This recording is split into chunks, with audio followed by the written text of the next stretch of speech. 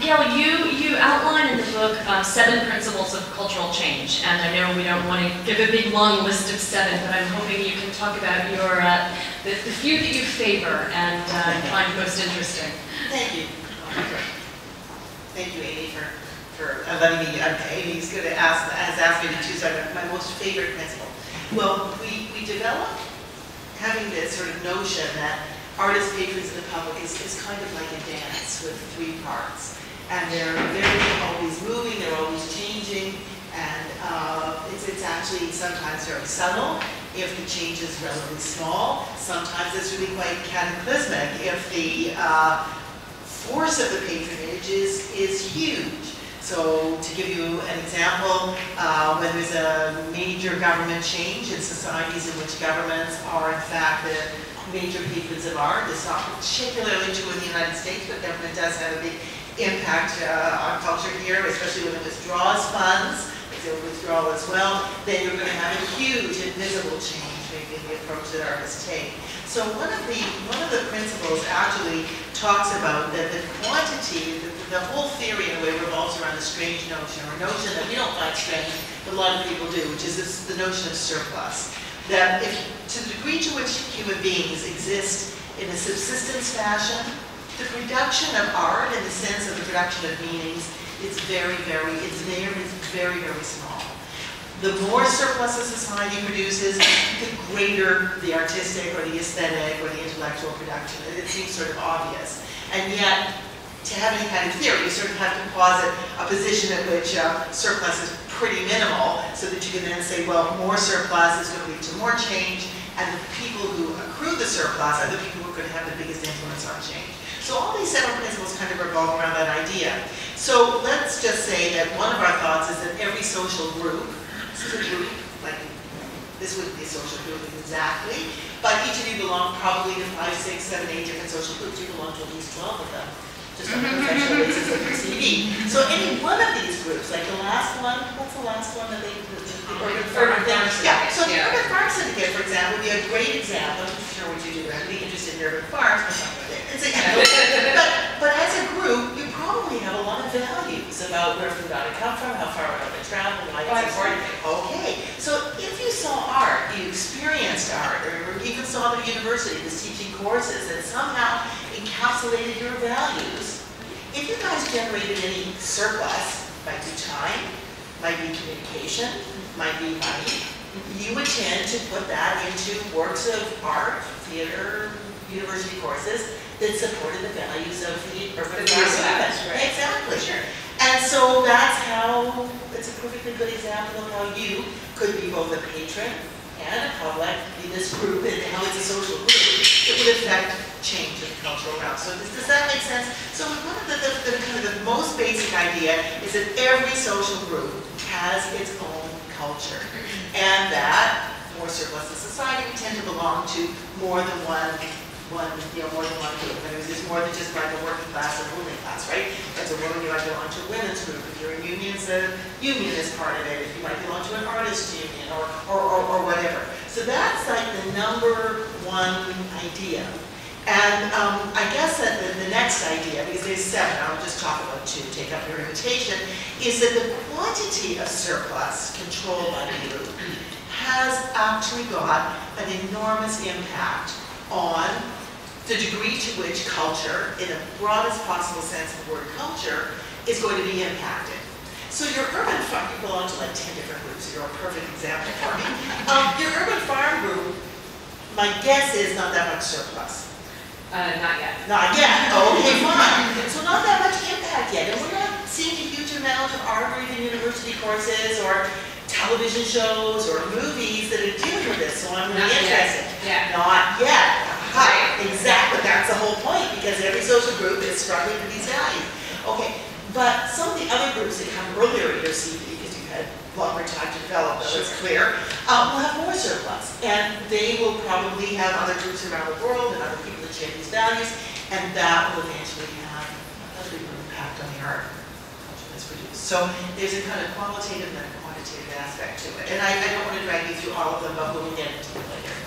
Great, thank you. Did anybody have a reaction to that, or any? Comments you'd like to add? I guess, do I need to use a mic? No. So, in reading the chapter about, all art is social, right? We're in a social space right now, but I would add the word ambiguous, right? This is an ambiguously social environment in Chelsea, right? That there are urban flows in and out that created this environment, this sort of emptiness in Chelsea.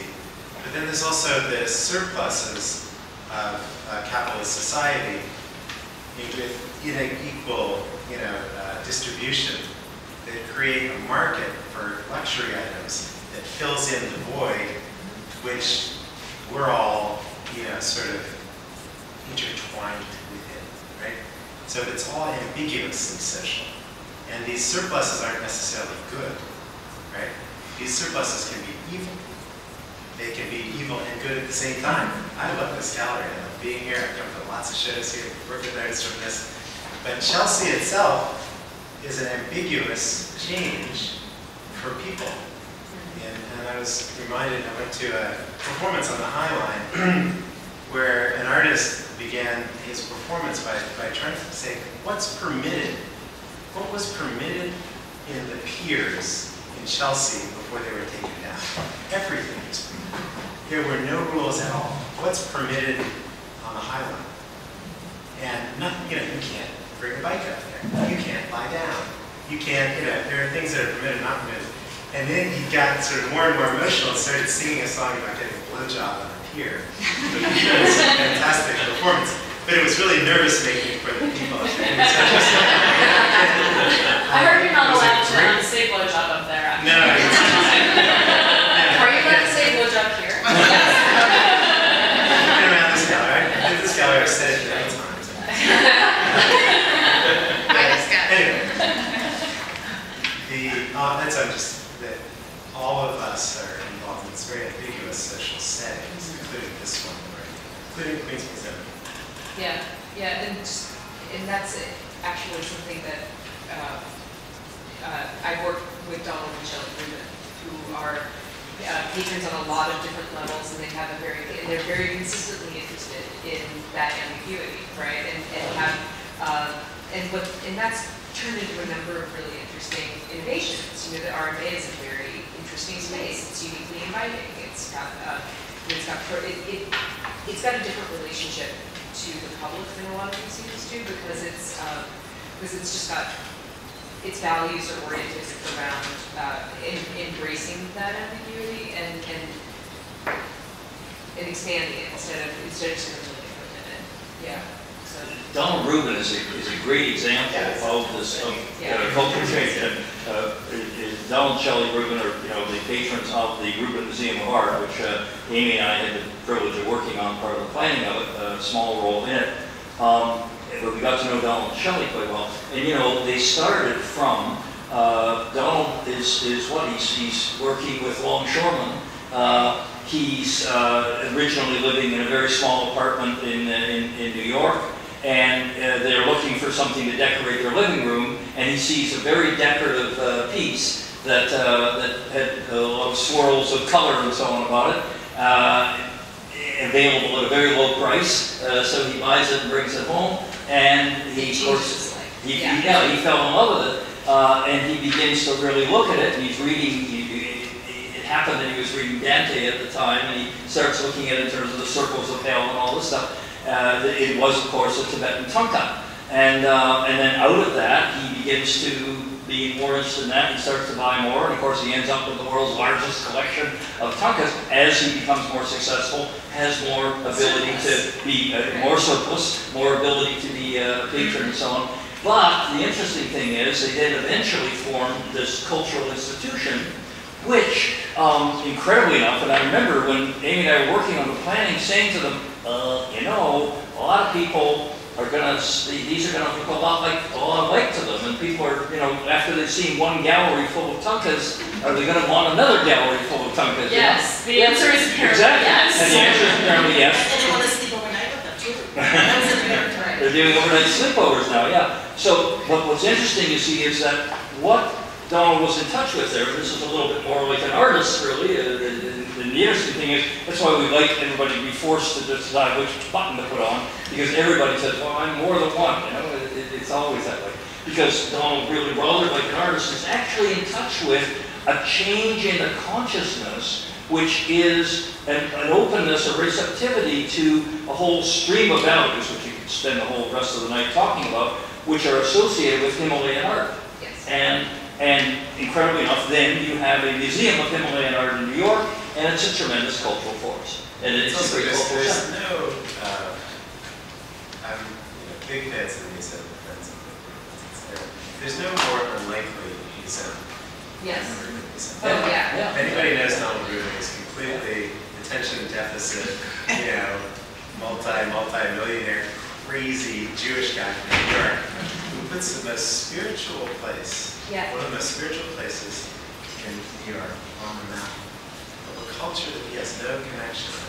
It's just insanity. I don't think it's possible to explain it on the basis of anything. There's no possible way anybody could have predicted that. So I don't agree. See, I don't think it's ambiguous. See, I don't agree with the concept of ambiguity. So good, so excellent. and I think you said it to be provocative, because obviously people who have set of principles can't pretend to be ambiguous. I mean, we would be being disingenuous. Except, hold on, Emerson wrote 7 types of ambiguity. But we wrote 7 principles. I mean, how often is that? I mean, all this stuff. Originally, I was going to call them axioms. I would have read them. Ernesto, I'm sorry, I'm going to do my job as moderator.